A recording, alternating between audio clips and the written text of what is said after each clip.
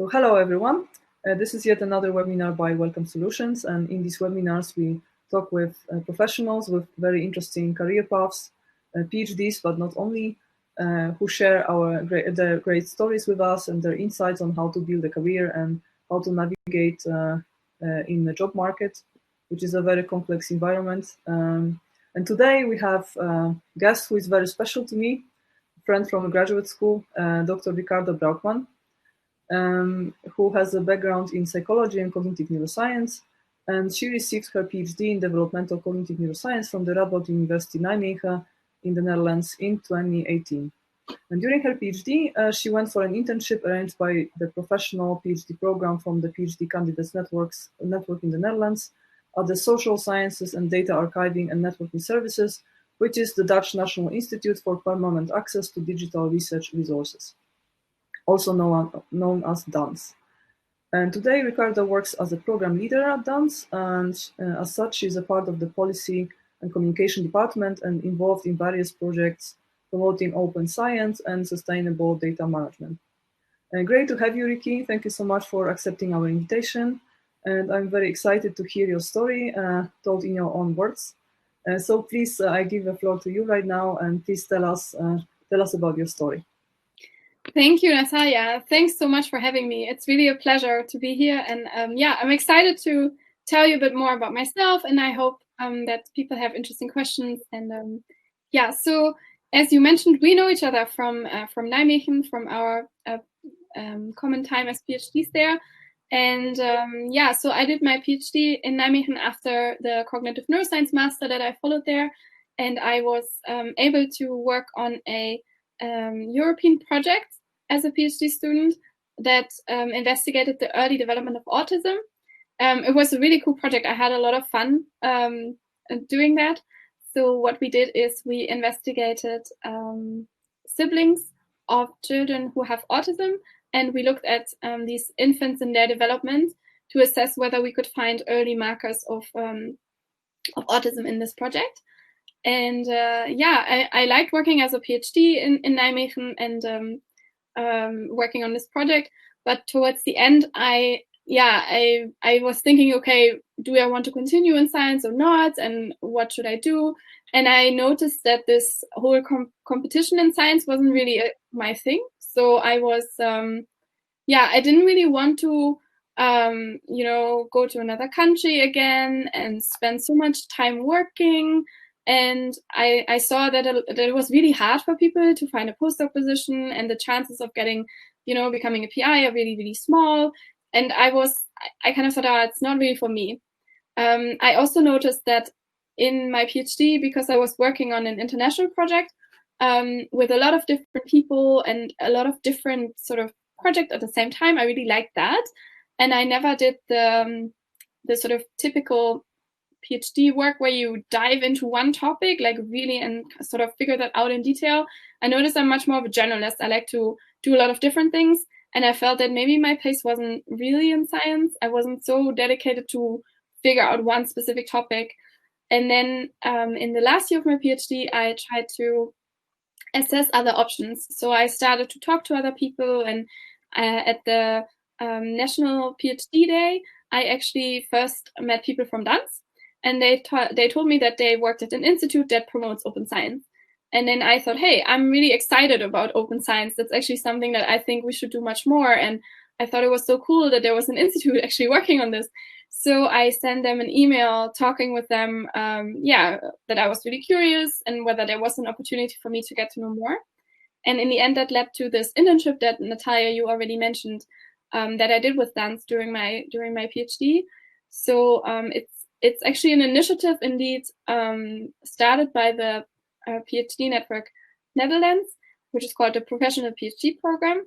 And the idea there is that you, while doing your PhD, you take a couple of months and you work for another company. And that can be anything. It can be a bank or also NWO or some other institutes. And you gain work experience outside of academia in that way.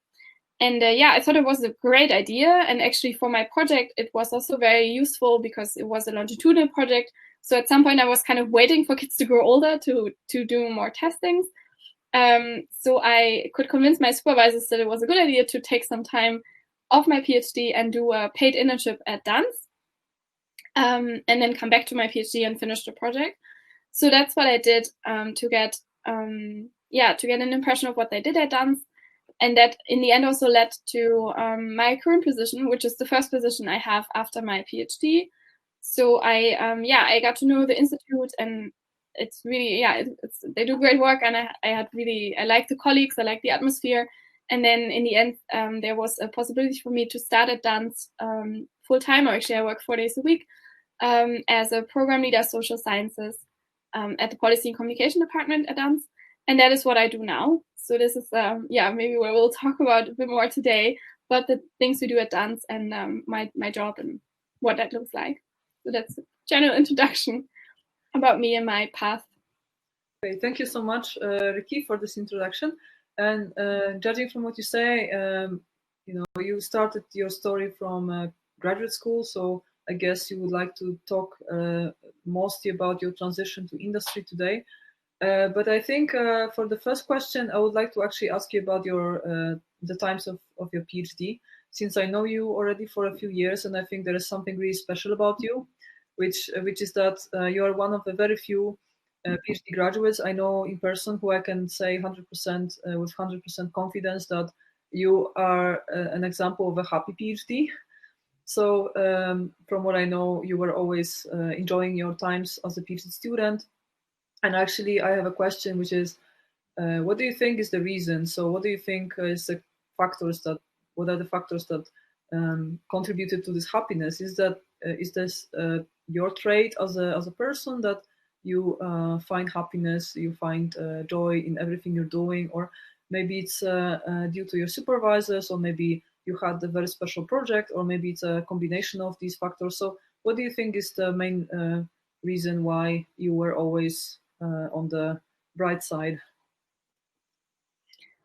That's a great question. Actually, I have to say that although I do generally say that I like my PhD and I would do it again, I also had my moments, and I think everybody has. I think a PhD is always hard, and it's always difficult, and a lot of us struggle with the same things and with the same insecurities, and I had that as well.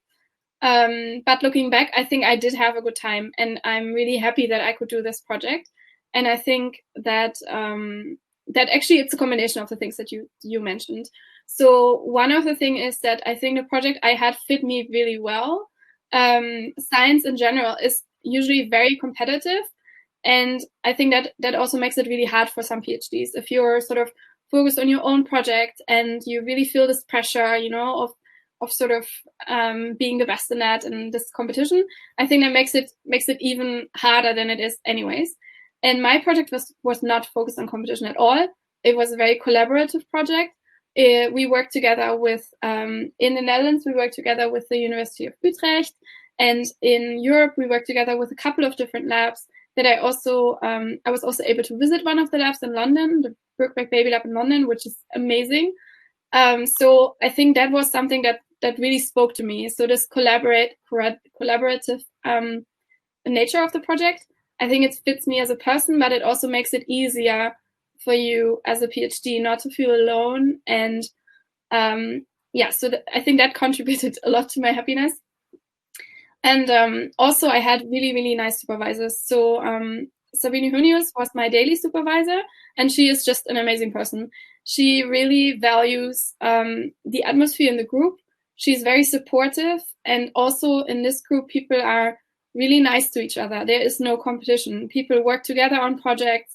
We helped each other out. We had like social things together, and I think that also is like, a very important part of your PhD, of not feeling alone, and when you have struggles, that you have the possibility to share that with others. And generally, I think the Donors Institute is a very nice place to be also. There's a lot of different PhDs. There's a lot of room for exchange. So I think that helped. And definitely my supervisor, Sabine Hunius, was amazing. So that also influenced, I think, my happiness. And my promoters, Harold Beckering and Jan Buitelaar, were also really, really helpful. I think they yeah, they gave me a lot of freedom, but they were there when I needed them to provide guidance. But they also had confidence in me, and I think that's just very nice.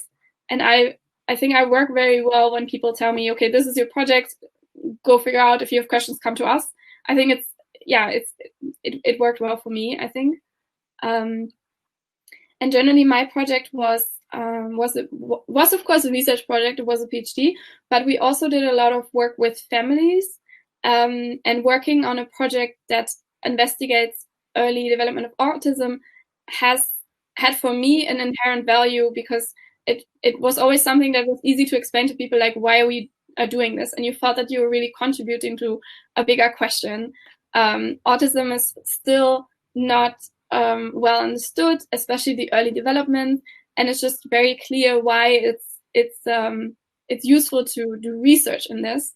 And I think it always gave me a very good feeling to be part of something bigger in a way, and like answering or trying to at least give pieces to the puzzle for such a big question. And this also involved contact with the families, which I really enjoyed. I really like kids, and it was just amazing to see these families and the kids grow up in a project, like seeing them again, and the contact with the parents was also something that that I really liked, and that is sort of not there maybe in other research projects so much. And we also did a lot of advocacy work for the project. We went to different institutes asking them for help, and also promoting the project, talking about it, talking to clinicians, asking them to help us recruit patients. So I think this diversity in sort of the things that we did, and also that you think you're doing something, you're kind of contributing to that. I think that was really, really helpful for me, and that all in all, I think is why I really enjoyed what I did as a PhD, even though I had the same struggles of, will I finish, and data not being the way you thought it would turn out, and things taking longer, and being a very complex project. So I think there were a lot of struggles, but in the end, I think these were the things that contributed to me being really happy about the project, and still being really excited that I was able to do something so cool. Great. Actually, when you talk about this, actually one thing that comes to my mind is there was a lot of research about the happiness in academia, and what are the factors that decide about the fact that some PhD candidates have better experience than others. And what I remember from these studies is that indeed the mental health problems in academia strongly correlate to the level of isolation. This is actually the most important factor, and the more isolated you are, the more chance that you will actually fall into trouble. So I can now see the point why you managed to keep so joyful for all this time. That's great. Right. So it seems that it was quite a natural process for you.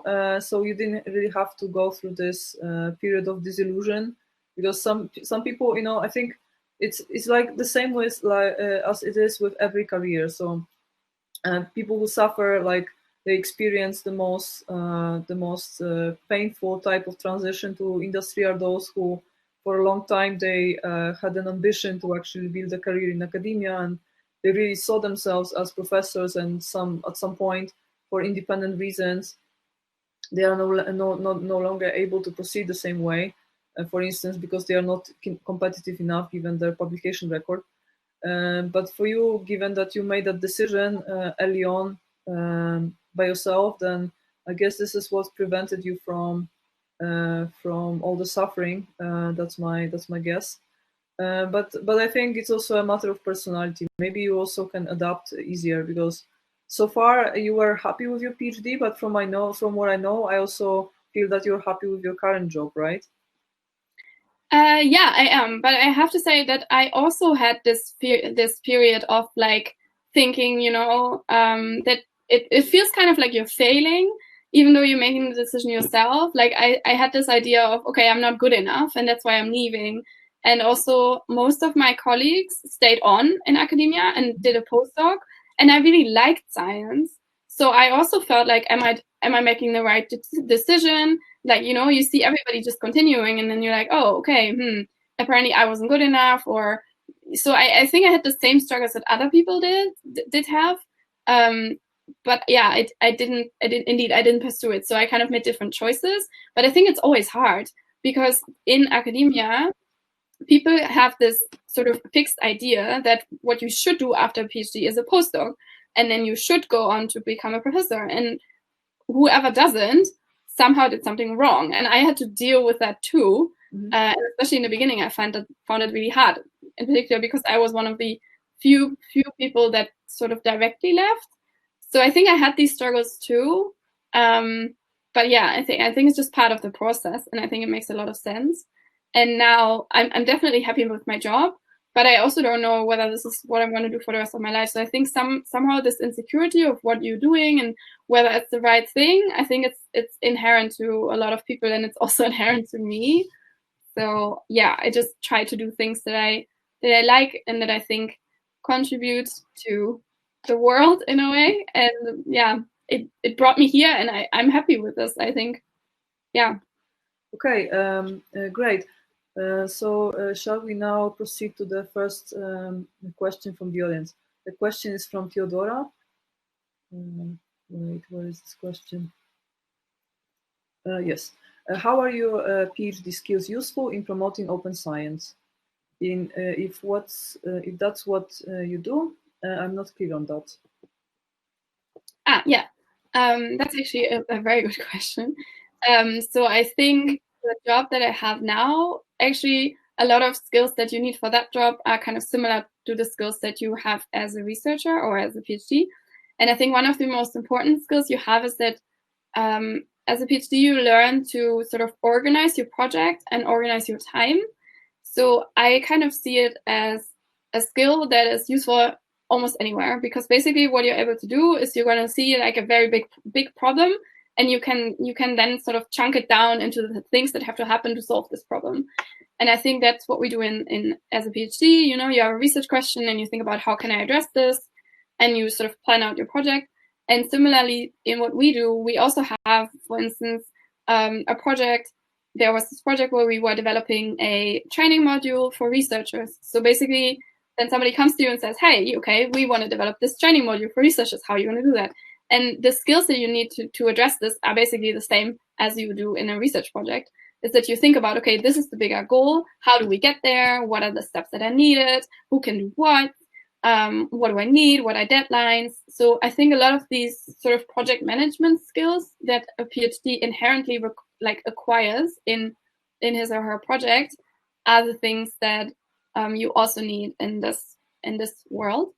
And my job is relatively close to research in a way that we are also officially an institute of the Royal Academy. We follow this sort of similar funding schemes. A lot of the things we do is visiting conferences, writing papers, presenting our results. So I think my job is really relatively close still to research. It's just that the projects are different, and it's yeah, you're not doing your own research, but you're sort of working on projects. Actually, maybe that was not a very fortunate question to start with. I think maybe the first question should have been, how does your working day look like? So what do you do? What are the objectives of the projects? Since some people who watch this webinar might not actually have any experience with this type of work. So yeah, what is your scope of responsibilities, and how does your daily life at Dance look like? Yeah, that is also a very good question. It's really very diverse. So I'm part of the policy and communication department, and a lot of the things that we do are European projects. So we work on different project bases, for instance, and usually usually my week would start with a meeting of our competence group, so the people that also work in policy and communications, and then we talk to each other about what we're doing in the week and sort of the things that are happening, and we try to make relationships between things, you know, where we could help each other or where there are things that other people should be aware of. So that's sort of what we start, and then usually during my day I have a lot of calls with the other project partners or with my colleagues who I'm working with, and so quite a lot of meetings actually, and a lot of international calls as well, because we do quite some European projects where we work with different people. So that's sort of in the things that I do, but more content-wise, the projects that I work on, they're actually also relatively diverse, but some of them are related to training, for instance. So one of the things we do at DANCE is we work together with other European social science data archives, and we develop training materials on research data management and data archiving for archivists, but also for researchers. So one of the things, for instance, we developed is this data management expert guide, where we basically collected all of the information that we have at our archive and at other European archives into one online module to give researchers, mainly young PhDs, a first introduction to research data management. So why is it important? What do you have to think about? What is this FAIR that a lot of people talk about? Don't know if the audience knows this, but FAIR is this idea that your data should be findable, accessible, interoperable, and reusable. It's a word that has been around now for a couple of years. And so these sort of things, so we try to educate people on that. So that's, for instance, a project. And then we would meet up with project partners to discuss, divide the work, that kind of thing. Another project I'm leading is on persistent identifiers in sort of the scope of a European infrastructure project. So this is, so persistent identifiers are used to identify online resources in a permanent way. And researchers might be familiar with the DOI for an article or like an ORCID for yourself as a researcher. And in this project, we basically looked at the infrastructure for these persistent identifiers and what needs to happen to make those, to improve the infrastructure, to create training for people, to raise awareness about this. So many of the projects we do are related to infrastructure development, helping researchers make their data available. A recent project, a national project actually, which I'm really excited about, is the Odyssey project, where we developed a data portal for the social sciences in the Netherlands, where people will be able to find any kind of data from the social sciences, including Statistics Netherlands, in sort of one search environment. So that's also a really cool project that we're now working on. It's a bit abstract for people that are not directly involved. I think it's just, we are basically busy with this whole infrastructure around science that the people working in science might not directly see, but that is actually one of the things that fascinated me about this job, that when I got into it, I realized there's so much more sort of keeping our scientific infrastructure and sort of the whole scientific world going than you see when you're doing your own little research project. So yeah, that was really exciting. Yeah, great to hear. Yeah, I think it actually, it's from what I see, it's a common trait of jobs in large public institutions, that the bigger institution or the bigger the company, typically the more meetings, because you have to spend more time on logistics and on communicating between teams. So that doesn't surprise me. But actually, I'm curious about the structure of management, because actually currently I'm working on a battery of aptitude tests that we are developing in the company, and I'm very I'm trying to characterize the job market in what are the different types of professions and working environments you can think of. And actually, one of the biggest, the most challenging aspects of this project is how to characterize the big public institutions, because since they are not, they are supplied from the government. The management structure in every corporation, in every public institution, looks different. So, like corporations, like private companies, they typically have to have this very strong and very well-structured management to be able to. This is a backbone of the company, and this is basically what makes the company move forward. And they have to be. They have to generate profit. So it's really every big private company has the same goal in principle. So the management structure is also surprisingly similar between companies in different market sectors, private companies. But as for the public institutions, my feeling is that it's very hard to classify them, because every big institution has its own structure. and it really depends on what the point and what the purpose of the organization is. So it's really hard to really come up with any patterns there, and any viable advice you could give to the job seeker when it comes to working for public organizations. So my question for you would be, how do you see this done? So what is the structure of this organization, and who is your boss? Maybe the question should be, how many bosses do you have? Or maybe you are the boss to other people. So I'm very curious how the structure looks like. Okay, yeah, I can tell you more about it.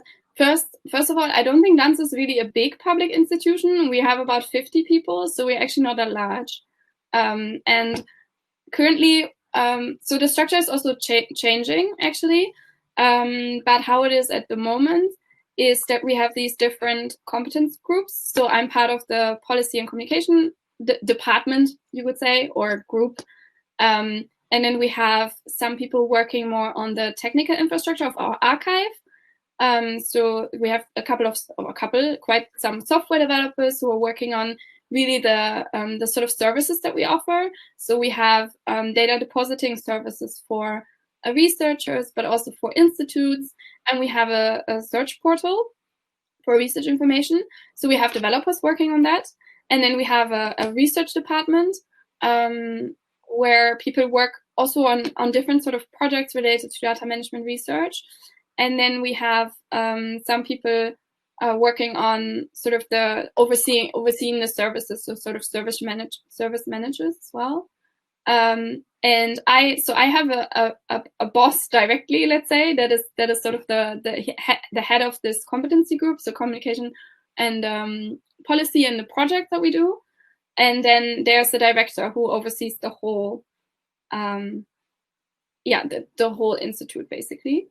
But in the projects that we have different project leaders who then have a team of people that they that work on their projects. And I'm also a project leader for some projects. So it's kind of a very natural development in this sense that it's not a super hierarchical institution, and if people are excited about a particular project and they know something about it, then they can lead the project. So it's not that it's not that only specific people could do that. So for instance, in my case, I have a project where I'm the project leader, and then some of my colleagues would work on the project for me. So I'm the one who reporting back. We have a very a very good system where we report on all the different projects, and we also have to write our hours on projects. So the management is done within this sort of system, which is really nice because we work on multiple projects at the same time. And to manage all of these hours, we also have some people working on as a project bureau, basically overseeing that the projects are managed well and that all of the hours are distributed. So there's a lot of help in sort of that aspect of project management. So for some projects, I'm the project coordinator, and people have to report back to me, and I'm responsible, for making sure all the deadlines are met. For other projects, my colleagues would be the project leads, and then I'm the one helping with them. So it's kind of different, let's say, in that sense. Does that give you an idea of what you want, or do you want more information? I think it gives me an idea. Yeah, it's a very fluent type of structure. I guess it's more like a liquid, and I know that many organizations work like this. Indeed. Okay, great. So, what was my question would be? What was your biggest surprise when you started working in this place? So, your first day of work, how did it look like? What was the most? What drew your attention when you came to DANS? So I think when I came there first, I was a bit blown away by all of the acronyms that people use and all of these projects and different sort of things that I had never heard of. Although it's all about scientific infrastructure, basically. So things people use or make use of, but I had never heard of that. So I think that was the biggest surprise to me. What I mentioned earlier is that there's a whole world out there, basically making sure that our science is stored well, is managed well, is sort of coordinated, and there's a lot of work going on that you don't really see as a researcher being just focused on your own project. And I think that was that was kind of really exciting for me, because I thought, hey, yeah, indeed, we need all of these things. And, I wasn't so aware of that. And I thought that was really cool. And there's quite a lot of jargon in that sense. So talking about things that with a lot of acronyms, and I was just a bit blown away. I thought, oh my God, what is all this? But after a while, then you kind of understand what it is. And so I think that was a surprise. I think the second surprise that I had was actually how useful my skills as a PhD are in this work, because I thought, oh, I know nothing about data archiving. I know nothing about all of this technical stuff. What can I do for you, But they were really happy with my work. And as I mentioned, sort of the way you think as a PhD is very valuable in other aspects of organizations as well. So I thought that was also a surprise for me, that I thought, hey, actually, it's not only me that wants to work for them, it's also that they want me to come work for them. So that was a nice surprise as well. Okay, fantastic. Indeed. I also didn't really think about the infrastructure at the times that I was working as a PhD candidate. I was actually doing the data analysis most of the time, and I was like, yeah, you just take the data, right? The data is there at the cluster. I didn't really think about how it actually found itself there. I was just like, great, where is the folder with the data, and give me the data, and that was all my concern. But indeed, when I think about this, like there is the whole many teams of people all around the Netherlands who actually make sure that we have access. And yeah, that's great that you can be part of this and make the open science happen.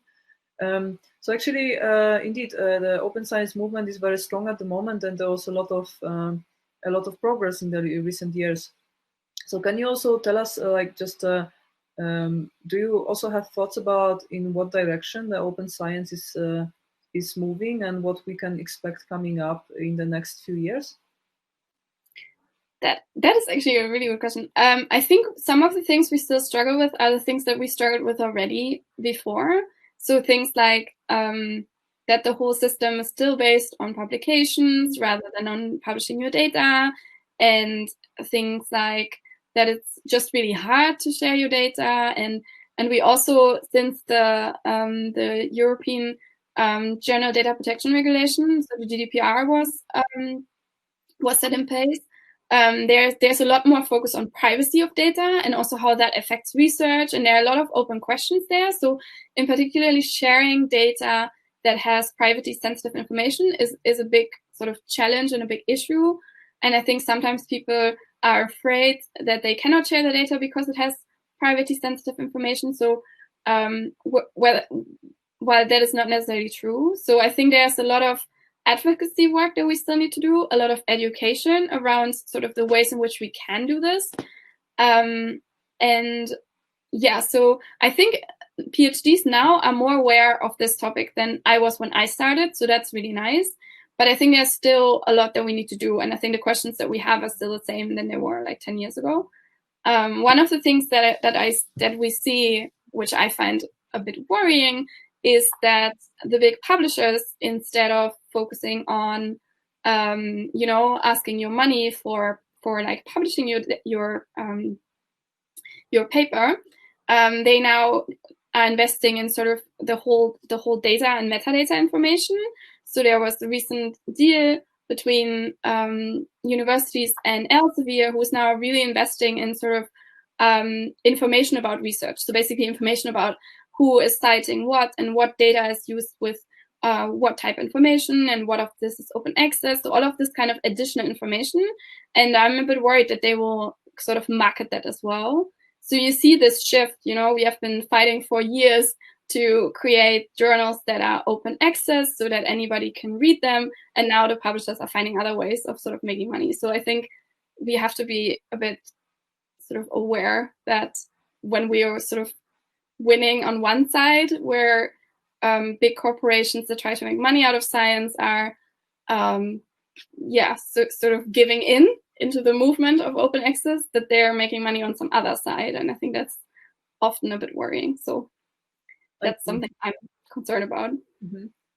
Yeah, actually, I have a question then, because I was actually thinking about this topic of course, like everyone who is in science always has doubts about this current publishing system.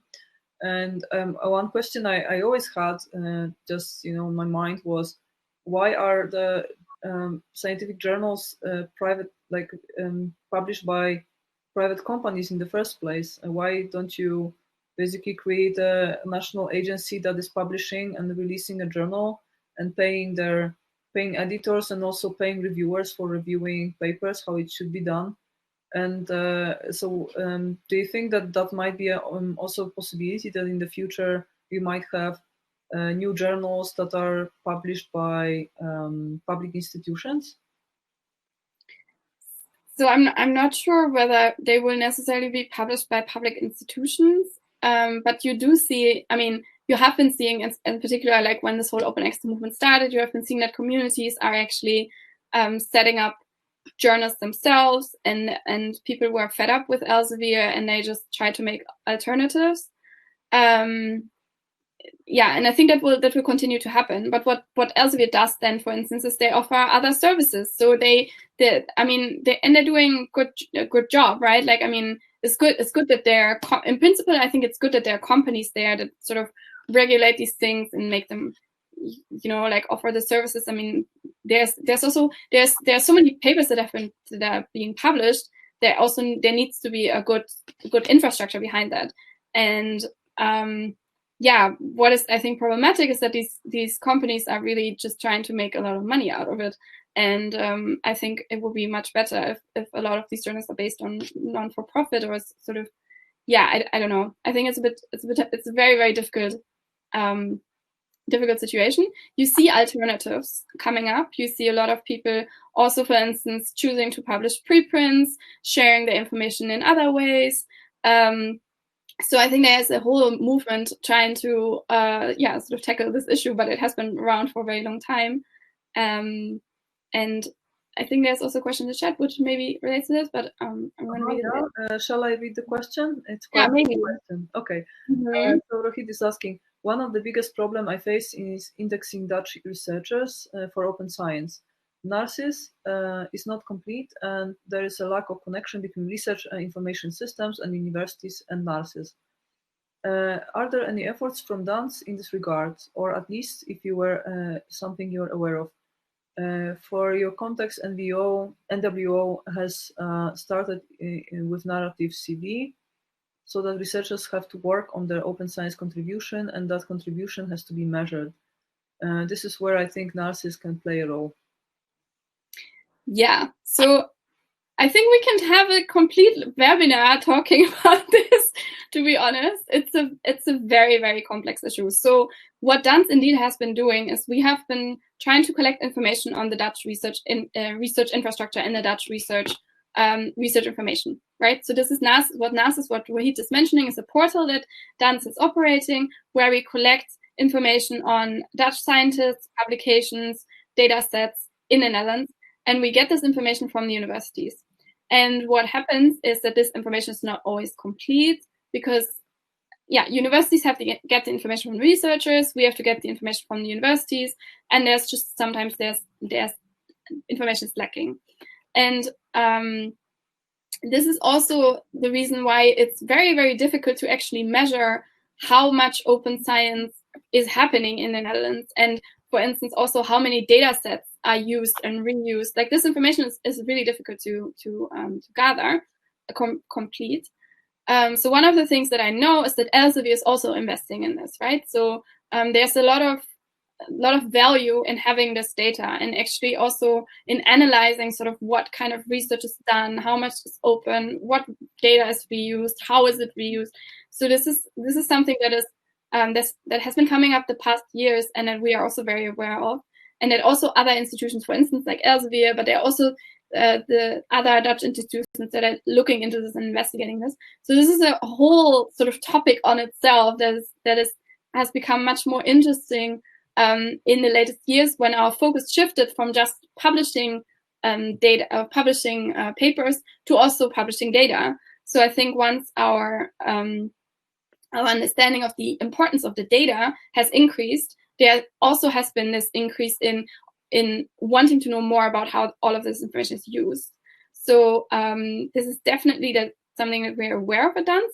One of the things that we have been doing is actually related to this project on persistent identifiers that I was talking about, because what we try to do at Dance is also promote the use of persistent identifiers, because they help us to link information together.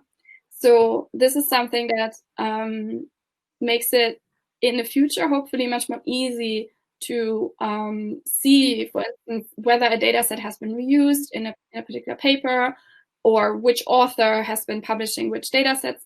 Because if we have sort of identifiers that these people are using, and we can link all of this information, then it will be much easier for us to monitor everything. So I think there are some sort of technical solutions that people are using, and that Dance is also investing in, to make it easier to understand this whole system.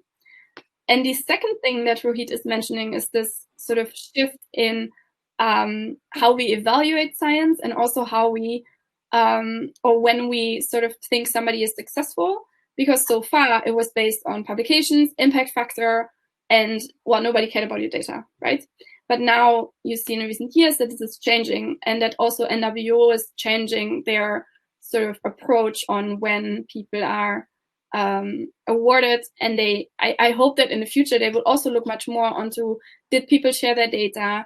Do they make them openly available? Is it good? Is it well documented? So I think this is a very complex thing. I would love to talk about this more, actually. It goes very much into the content of the work that we're doing at Dance, and I'm not necessarily involved in all of this myself. But yeah, these are definitely things that we are dealing with, and that are, like, on a much larger scale, really important things in the field of science and open science that we're sort of struggling with a whole bunch of people. Yeah, so I'm not sure it really answers your question, Rohit, but I hope it gives you a bit more context. What were we doing? I guess the one thing to say is that, Rohit, if you have more questions for Ricky, or if you like to ask more about this particular topic, then you can always, I think, contact Ricky through LinkedIn. I hope that's fine. Yeah. I'm also struggling. I see that. Yeah, I know, we all are. Yeah. But it's very interesting, because like so far, I think for many years, officially, all the other activities, apart from publishing papers and getting grants, were like officially, they were also important for your research career, but and for the granting agencies, but unofficially, in reality, they were not taken into account. So I hope this changes, and there are some quantitative ways of doing this. Because indeed, if you don't have a system, if you don't have rules, if you don't have parities for people who produce data, then it will not be done, probably. So I guess it has to be institutionalized in some ways. Yeah. And I think that is what we are trying to do, right? Like, we are advocating for sort of a change in the system, but it takes time.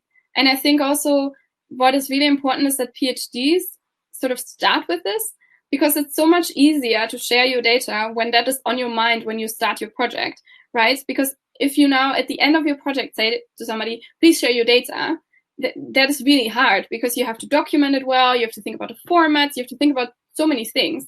But if you take that into account when you start a project, it's actually much easier. So I think the shift that we need is just taking time, because we need to start with people doing it well from the start of the PhD project. So that just takes a couple of generations, and then I think we will be getting there. And I think that it's really, really cool being at Dance and being part of that, and kind of promoting that. I think that was what I found really, really nice. Like, I'm not doing research, but I'm still contributing to science, at least in my idea, in sort of by being part of this sort of bigger movement and facilitating the infrastructure and the information people need to actually make science more open, which I think personally is something that is valuable. Definitely.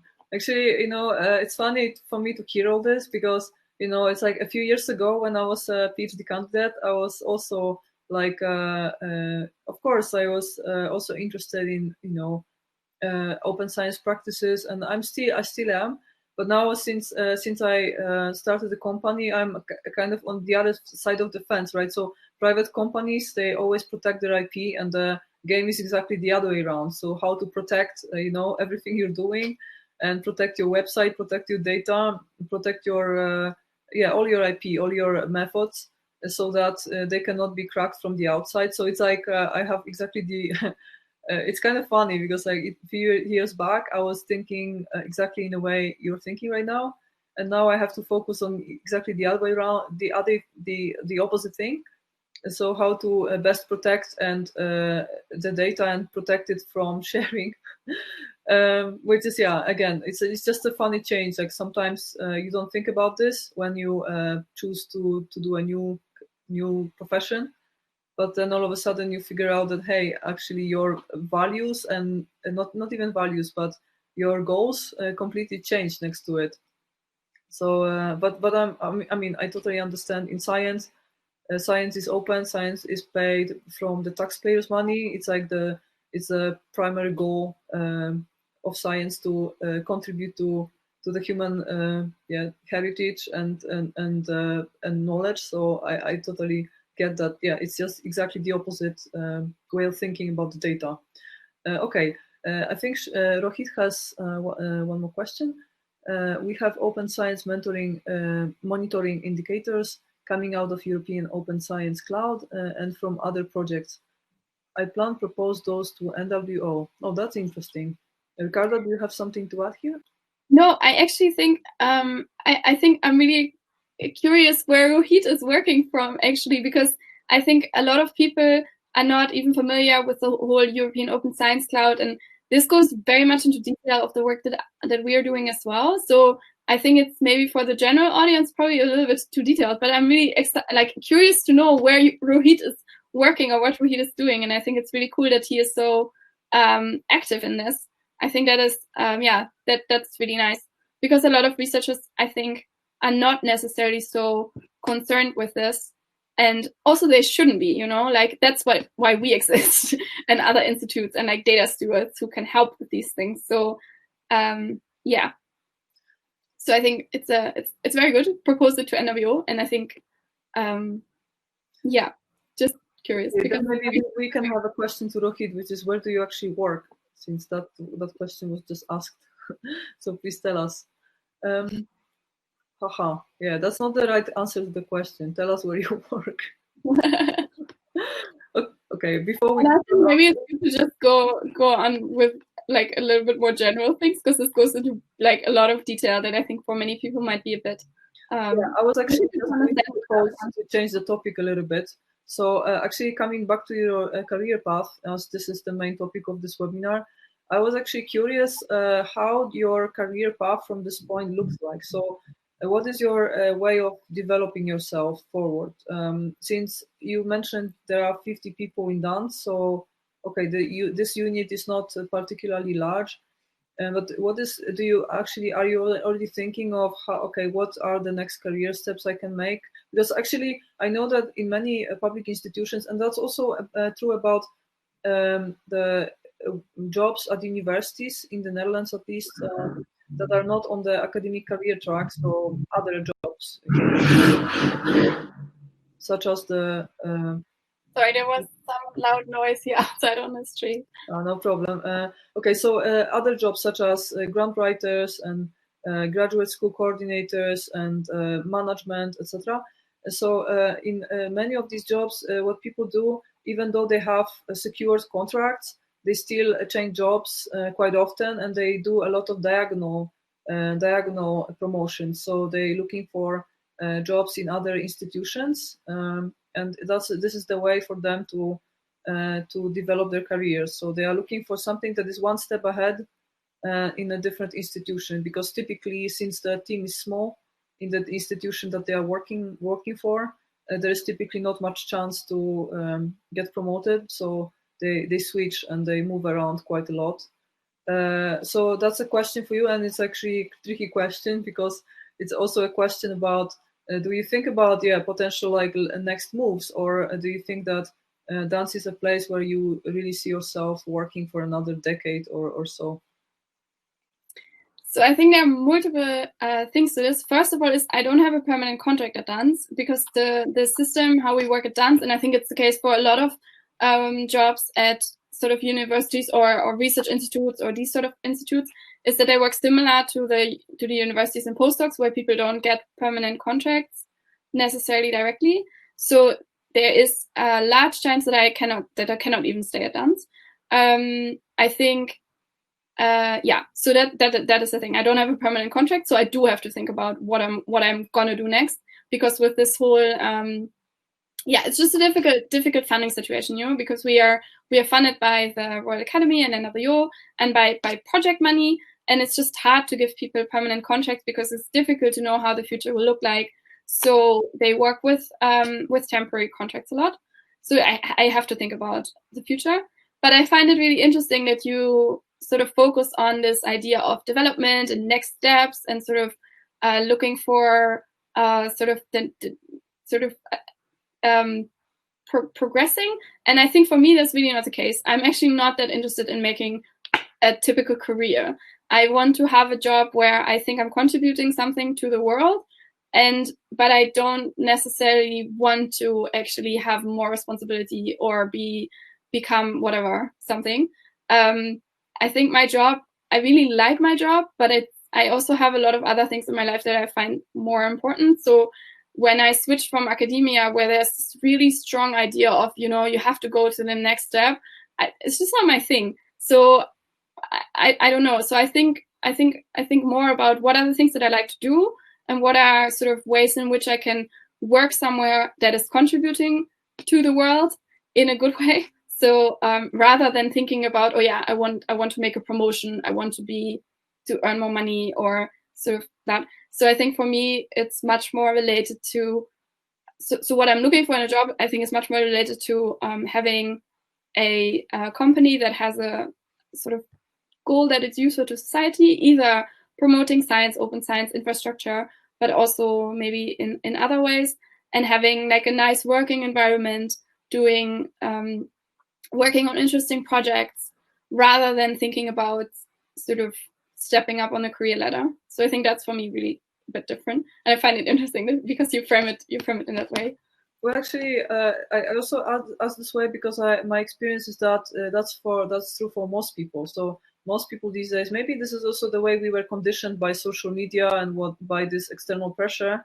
We're conditioned to think that once we are somewhere, we're already supposed to think about the next step, and that's also maybe also partially to the way we used to think in academia. You kind of have to think about the next step. So also that's what my experience is. Like many former academics, once they move to industry, they still keep this way of thinking, and that that's typically So once they are in their first job in industry, they often already think about, okay, what now? What then? What next? And indeed, as I really like your approach, because in the end, when we were in Middle Ages, like a few hundred years ago, you had to be on the top of the ladder to be well off enough to feel safe, because the lower steps of the ladder were basically, they didn't guarantee to be safe. So poor people were really starving, and the middle class, the middle class was not actually a good place to be in. Now the middle class is able to live off on a very good level, at least in in the first world countries. This is true. We don't really have to struggle anymore to be able to feel safe and sound, and to have our needs fulfilled. So it's more like an atavism. It's something that we still have in our minds from like these ancient times or Middle Ages, when there was not enough resources for everyone. Now indeed there is enough resources for everyone. And now to be like attractive doesn't necessarily mean to be on the top of the ladder. Now it means to be happy, and people still don't really see that change, and they still think in these categories that, okay, where do I do next? What do I do next? Where do I go next? And yeah, this is maybe not the best way of thinking about jobs. Yet still, most people, at least that's my experience, and most people, especially after PhD, they really think in these categories. Okay, where do I go to secure myself a good path of development, meaning promotions, right? But yeah, again, like I really like your attitude, and I kind of working on developing a similar attitude.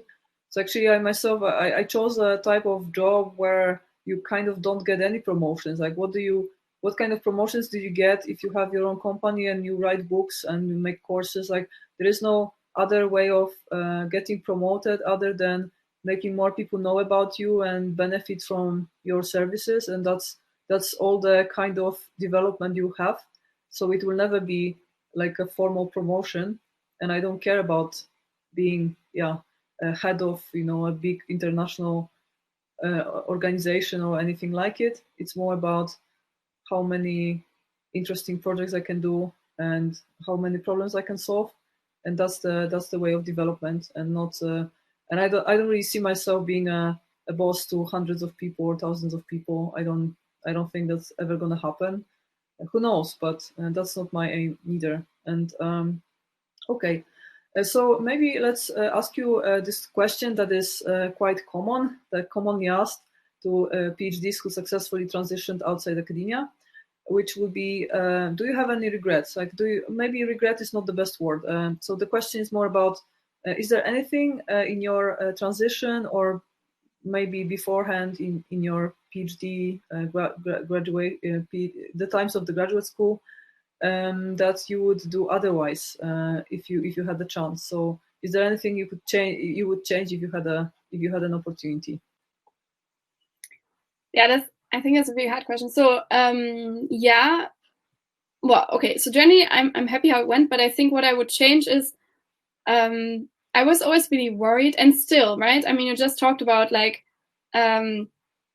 sort of how we used to have this insecurity we don't have anymore. I think we do have that, and I still worry about my next job because I think our whole society is very unstable, and a lot of my generation sort of has this issue of not getting permanent positions. And I think our economy is like at a terrible state. A lot of people lose their jobs. I think there's a lot of insecurity, and I think that causes a lot of stress, and that's also true for me still now, but it also was in my PhD, and I was really worried. So I really had this like, oh my God, what am I going to do? And will it be fine? And so I was really stressing about this. And I if I could change anything, I would like to have been a bit more relaxed about this, and also giving myself a little bit more time, because I had this idea, okay, I need to find something. So I was looking for it already during my PhD, and it's just a lot of work and it's quite stressful. And I think it turned out good for me in the end. But yeah, it would have been nice to have a little bit more confidence that there will be something for me. And now I know that